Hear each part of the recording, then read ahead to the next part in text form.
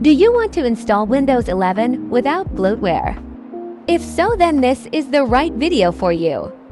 In this video, I am going to be showing you two methods to install Windows 11 without bloatware. First method.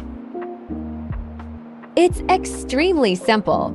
When you go to do a clean install of Windows and you see this screen come up for the installer, all you have to do is change the region and currency option to English World. Then you go through the install process exactly the same as you would otherwise.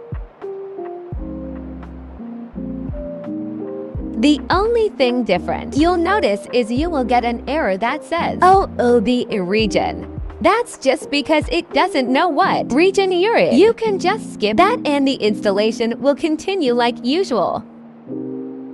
And eventually you'll get into Windows. Now there is one thing you want to do. Because if you open up the Microsoft Store, for example, you'll see that there's an error. It doesn't know what region you're in. So it doesn't know what currency to use. So you're gonna have to go into the settings and just change the region to what you actually are. And then it'll work again. And I can confirm that even if you restart, the bloatware does not come back. So once it's gone, it's gone. Second method. Go to this website and click on the IS image text. Link for the website will be in the description. Continue installing Windows as usual. If you don't know how to just watch my other video, the link for that video will be in the description. Tiny 11 has installed successfully.